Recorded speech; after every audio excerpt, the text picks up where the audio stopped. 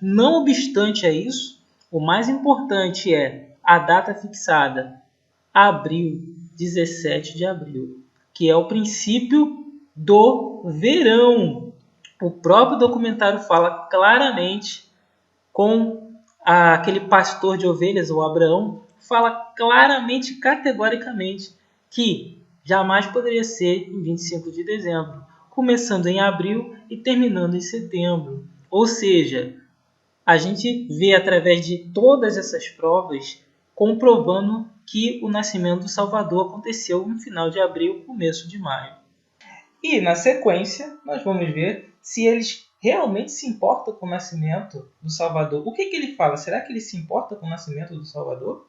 A comemoração no dia 25 de dezembro, e não importa que dia que Jesus claro. E você vê claramente o que ele fala, e não importa a data do nascimento, porque para eles realmente não importa a data do nascimento. Você vê que o Salvador, quando nasceu, todos os malaques, conhecidos como anjos, vieram para adorar. Ora, são seres celestiais, são seres puros, seres poderosos. Esses seres celestiais, eles vieram para adorar o Salvador. Mas nas palavras dele, ele falou, não importa, porque realmente, como ele disse, para ele não importa. Olha, eu acho muito interessante porque o burro e a vaca, eles são dois elementos no presépio muito importante, muito importante. Por quê? Porque nós temos muito claro quem é Jesus, quem é Maria, quem é José. Ali estão as figuras todas representadas, tem os pastores, tem os reis magos. Mas o burrinho e a vaquinha contemplando, adorando e querendo acolher Jesus.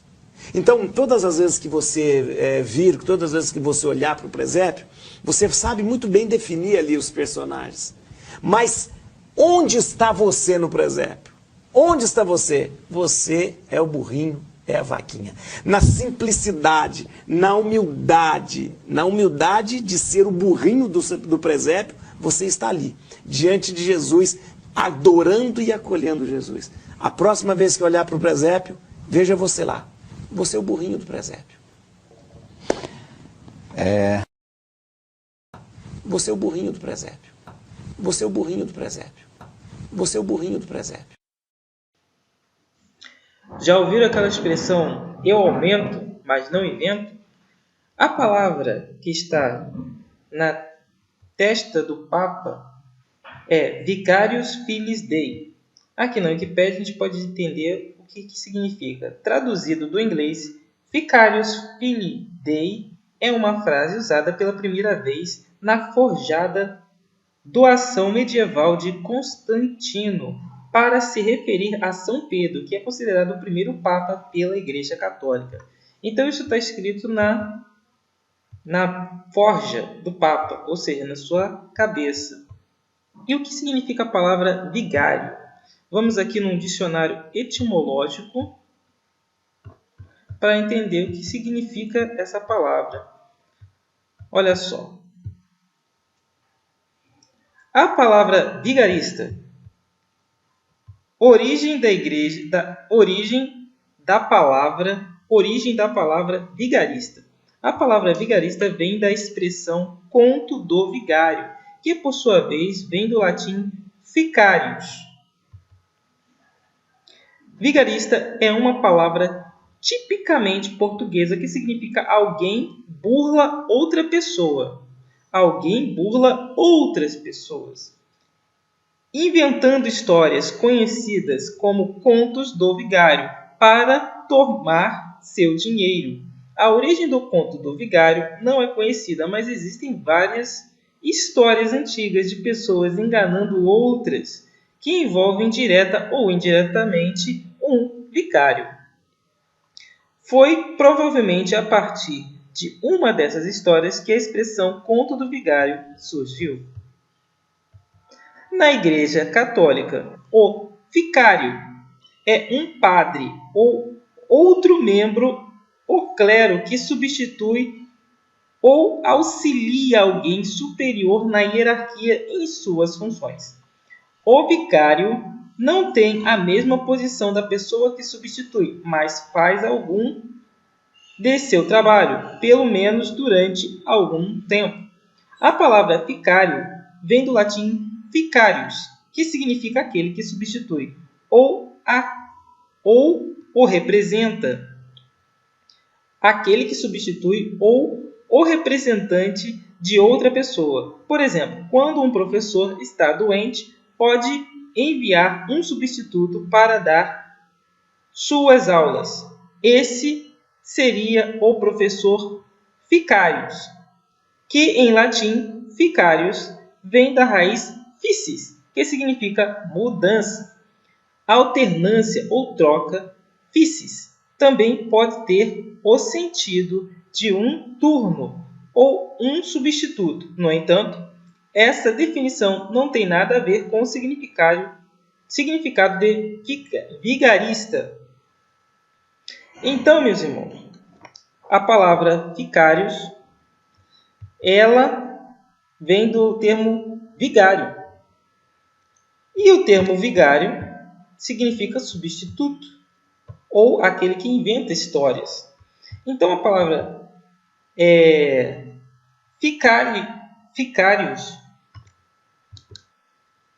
vicarius filii Dei significa substituto do Filho de Deus.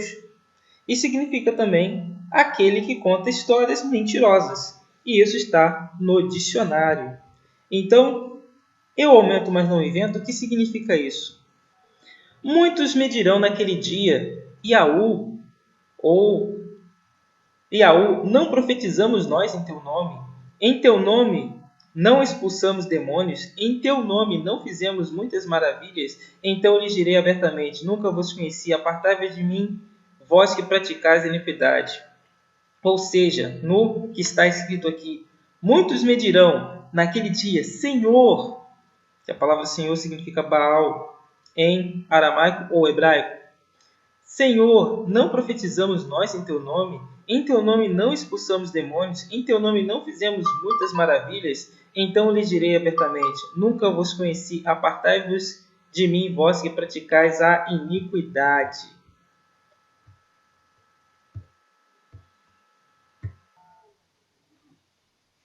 E havendo atravessado a ilha de Pavos, acharam um certo judeu, mágico, falso profeta, chamado Bar-Jesus. A palavra Bar-Jesus, ela significa filho de Jesus. A palavra Bar vem do aramaico, significa filho. O qual estava com o procônsul Sérgio Paulo, homem prudente. Este chamava-se a si Barnabé e Saulo. Procurava muito ouvir a palavra de Iaú, mas resistia-lhes. Elimas, o encantador, assim se interpreta o seu nome, procurando apartar da fé o procônsul. Todavia Saulo, que também se chama Paulo, cheio do sopro puro, fixando os olhos nele, disse-lhe, ó filho do diabo, cheio de todo engano e de toda a malícia, inimigo de toda justiça, não cessará de perturbar os retos caminhos do Iá? Eis aí, pois, agora contra ti a mão do Iá, e ficarás cego, sem ver o sol, por algum tempo, e no mesmo instante. A escuridão e as trevas caíram sobre ele, e, andando à roda, buscava a quem guiasse pela mão. Então o procônsul, vendo o que havia acontecido, creu, maravilhado da doutrina do Iá. Então, meus irmãos, obviamente, se o nome de Jesus fosse o nome do Salvador, que a gente já sabe que não é, Paulo jamais chamaria ele de filho do diabo. Mas vamos ver, não nas minhas palavras, mas nas palavras daqueles que mudaram o nome, se essas palavras são verdadeiras ou não. Flammas eius, Lucifer matutinus inveniat. Ille, inquam Lucifer, qui nescito casum, Christus filius tuus, qui regressus ab inferis, humano generis serenus iluxit, et tecum vivit et regnat in saecula saeculorum.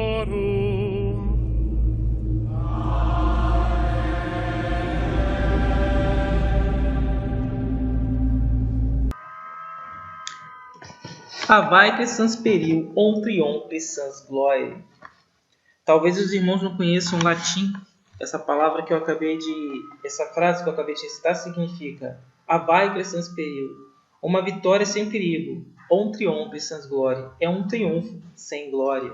E foram exatamente palavras em latim que foram recitadas nesse canto. Mas qual é o significado delas? Está escrito aqui. Eu peguei do vídeo do YouTube, que eu vou deixar o link na descrição. A sua chama amanhece. Digo-vos, ó Lúcifer, que não conhece o acaso. Cristo é o seu Filho, que veio de volta dos mortos e derramou a sua luz para a raça humana. E está vivo e reina para sempre e sempre. A sua chama ilumina o seu próprio Filho. Deixe-me dizer-lhe, ó Lúcifer, você é o crepúsculo, Cristo é o seu Filho, que retornou dos mortos e brilhou a sua luz sobre a raça humana e está vivo e reina para sempre. Então, meus irmãos, da onde vem essa expressão? Vem exatamente desse texto de Yeshaia 14. Como caíste desde o céu, ó Lúcifer, filho da alva, como foste cortado por terra, tu que debilitava as nações, e tu dizias no teu coração, eu subirei ao céu, acima das estrelas de Yaú, exaltarei o meu trono, e no monte da reunião me assentarei ao lado do norte. Subirei sobre as alturas das nuvens, serei semelhante ao Altíssimo. Contudo, levado serás ao inferno, ao mais profundo dos abismos. Mas quem viu esse ser caindo? Quem será que viu esse ser derrotado e jogado no mais profundo dos abismos, que é a terra? E disse-lhe, eu vi Satanás como um raio cair do céu, e eis que vos dou poder para pisar serpentes, escorpiões e toda a força do inimigo, e nada vos fará dano algum. Mas não vos alegreis, porque vós sujeitais os espíritos. Alegrai-vos antes por estarem os vossos nomes escritos nos céus. Naquela mesma hora se alegrou Yahushua no sopro, e disse, graças te dou, ó Pai, soberano do céu e da terra, que escondeste essas coisas aos sábios e inteligentes e revelaste às criancinhas. Assim é, ó Pai, porque assim te aprouve. Então, meus irmãos, está mais do que provado. As raposinhas que fazem mal às vides, naquela época corroborado como o rei Herodes, né? Aqui se vê que muitos mudaram as escrituras. Eu aumento, mas não invento. Você vê que eles não inventam. Eles estão falando claramente a quem eles adoram. Quem eles adoram? Deus Sol, que é Lúcifer, cujo Jesus Cristo é o seu filho.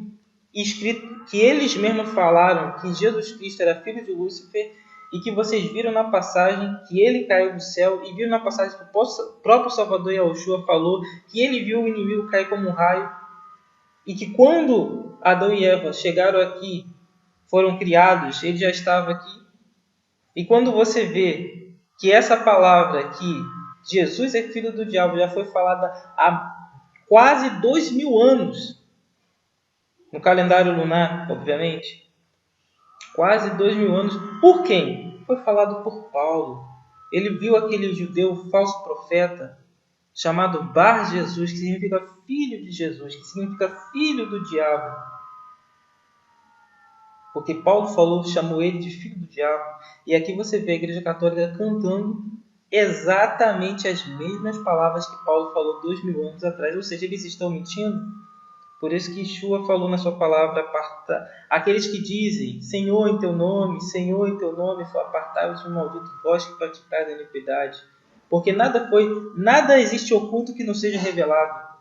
E a Igreja Católica, ela pode aumentar, mas ela não inventa, ela fala claramente a quem ela adora. E quem gosta de adorar, pode adorar, mas já sabendo a quem está adorando. E Almalaque da Igreja de Tiatira escreve, isto diz o filho de Yaú, que tem seus olhos como chama de fogo e os pés semelhante a latão reluzente. Eu conheço as tuas obras, e o teu amor, e o teu serviço, e o teu crer, e a tua paciência, e que as tuas últimas obras são mais que as primeiras. Mas algumas poucas coisas tenho contra ti, que deixas Jezebel, mulher que se diz profetiza, a ensinar e enganar os meus servos, para que forniquem e comam dos sacrifícios da idolatria. E dei-lhes tempo para que se arrependesse da sua fornicação, e não se arrependeu.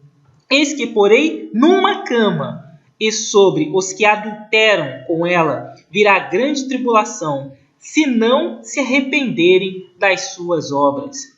E ferirei de morte a seus filhos, e todas as igrejas saberão que eu sou aquele que sonda os rins e os corações, e darei a cada um de vós segundo as vossas obras.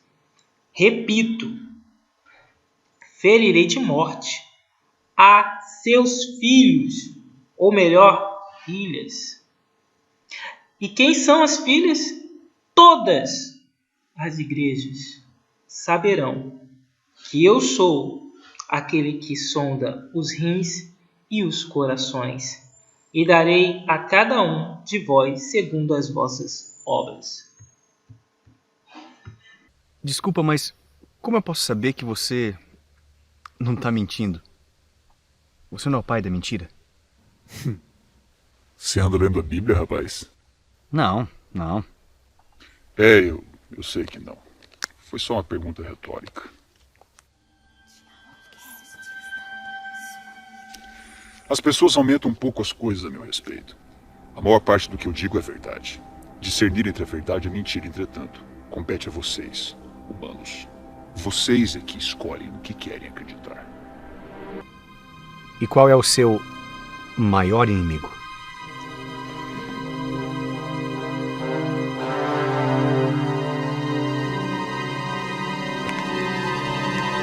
O filho.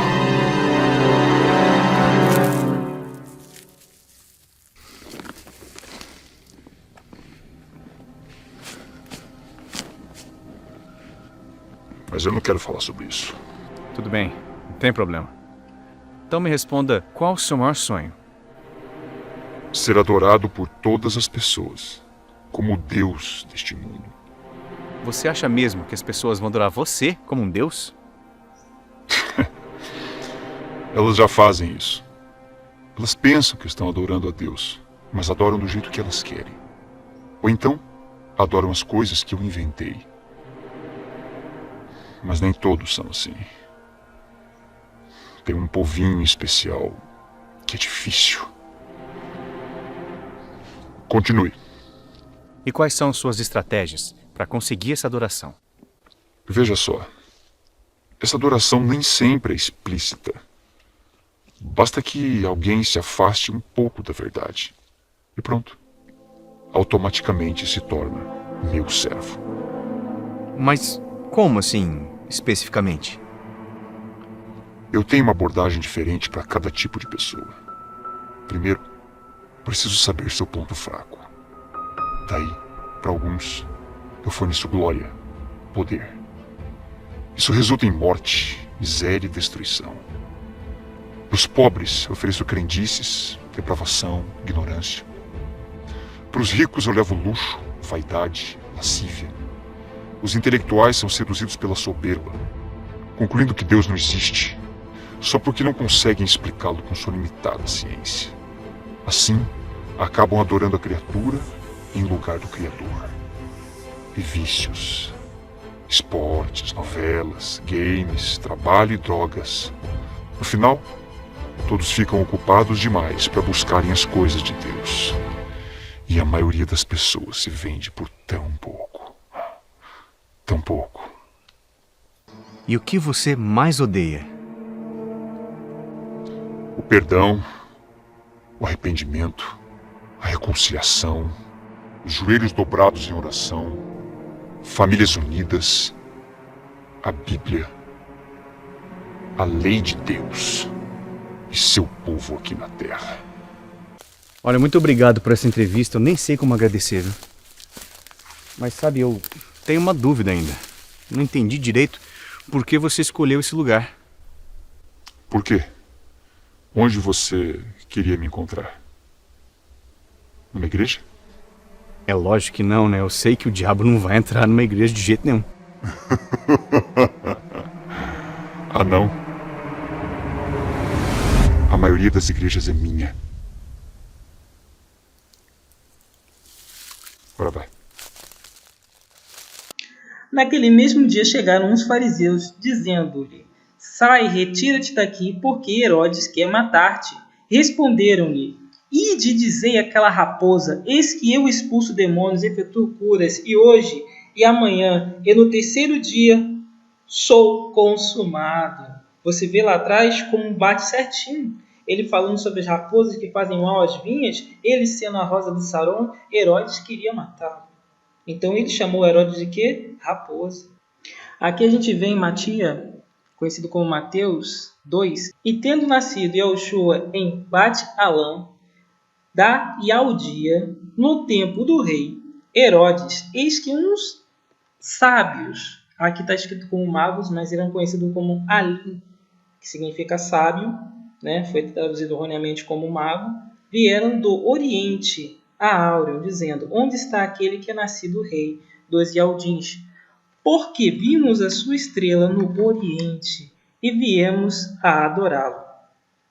E o rei Herodes, mais uma vez, aquela raposa, ouvindo isto, perturbou-se, e toda a Áureo com ele, e a reunião, e congregaram todos os príncipes dos sacerdotes e os escribas do povo.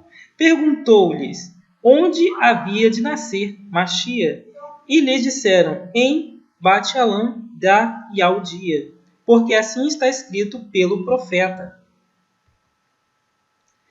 E tu, Bet-Alã, a terra de Aldá, de modo nenhum és menor entre as capitais de Aldá, porque de ti sairá o guia que há de apacentar o meu povo Iaú. Então Herodes chamou secretamente os sábios e inquiriu exatamente deles acerca do tempo em que a estrela lhes aparecera. Então o que acontece? Essa estrela, ela remonta a esse episódio, né? Mas quando essa estrela aparece, que estrela seria essa? Mas então, meus irmãos, como é que nós podemos saber quando é que essa estrela apareceria? O que seria essa estrela? Abril é o mês oficial em que o planeta Vênus irá brilhar. O planeta Vênus, também conhecido como estrela da manhã, também conhecido como Vésper, também conhecido como estrela do pastor. Por que será, né, meus irmãos? Durante o mês de abril, o planeta Vênus, que se encontra a 41 milhões de quilômetros de distância da órbita da Terra, dominará o céu noturno ocidental, oferecendo vistas espetaculares, atingindo um brilho fascinante para os amantes da astronomia. Durante o período de cerca de 30 dias, o planeta irá ter seu ponto de brilho maior alcançado, além de apresentar uma crescente longa e estreita, vista por meio de telescópio. Ou seja, o planeta Vênus ele é um fenômeno astronômico, né?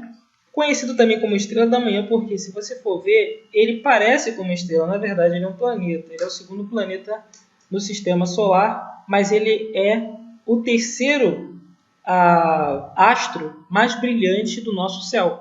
Ele só perde para o Sol e para a Lua. Fora esse é Vênus. Esse planeta ele tem o seu percurso. E você vê que ele apareceu quando? Em abril. Abril significa abril. Aprilis, que significa abrir. É um princípio da abertura das flores. Como a gente tem falado sobre o verão. Como a gente tem falado sobre as flores, sobre a raposinha. E assim vai. Então a gente vê quando é que dá esses percursos, né? Aqui a gente vê nesse site que o rapaz pergunta, né? Faz uma pergunta. Boa noite, por favor, moro no Brasil a cerca de 10 graus de latitude sul. Gostaria de saber quais são os meses em que posso ver Vênus de madrugada como estrela d'alva e quais os meses que ele muda e aparece como estrela Vésper no céu do Brasil. Procuro por estas datas no Google sem encontrar. Grato.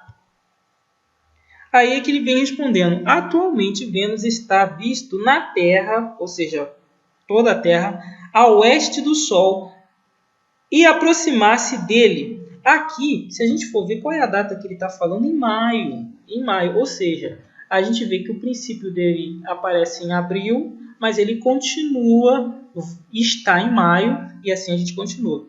Isso faz Vênus de estrela da manhã até a aproximação do Sol, ou seja, o ângulo entre o Sol e Vênus chama-se de elongação, ser demasiado, e o Sol abafar o brilho de Vênus. Mas sendo tão perto do Sol, Vênus destaca-se apenas pouco acima do horizonte, e não é bem esse conceito de estrela de destaque.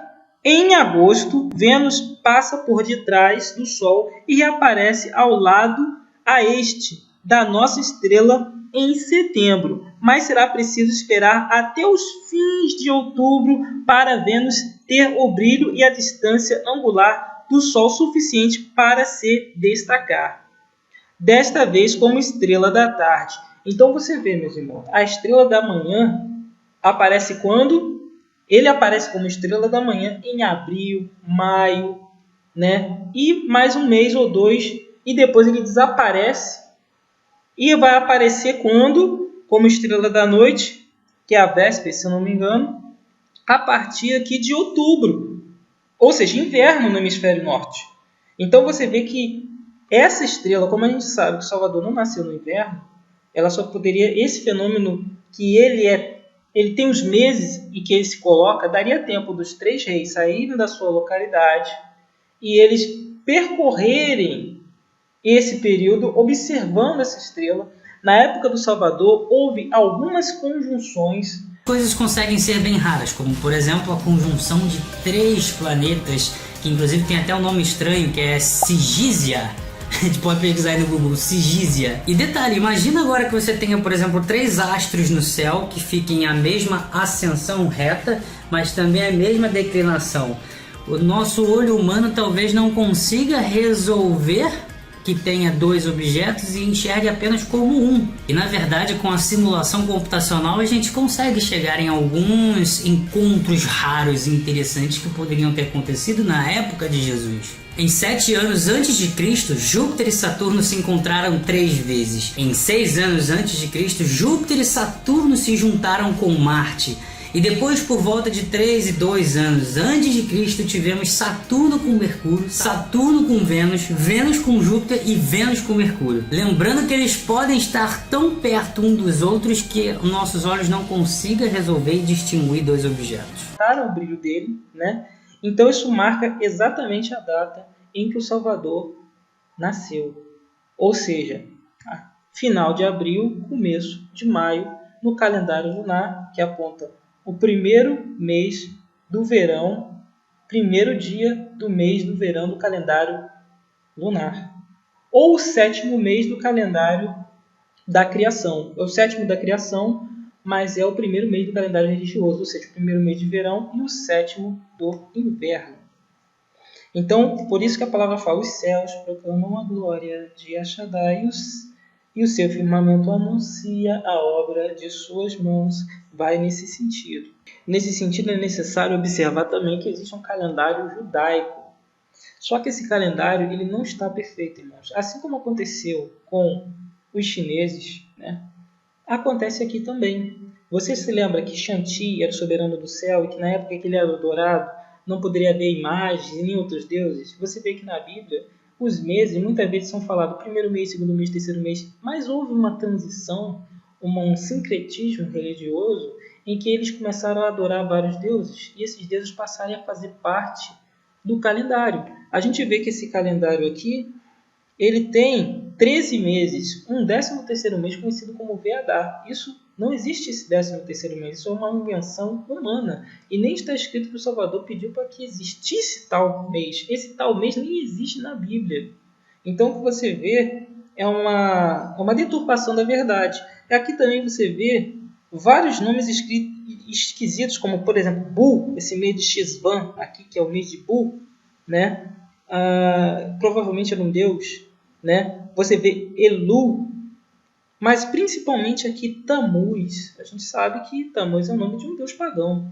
Como é que o nome de um deus pagão poderia estar no calendário do Eterno? Como é que nome de vários desses nomes, desses meses aí, poderiam... Na verdade, o Criador não colocou nome em nenhum mês.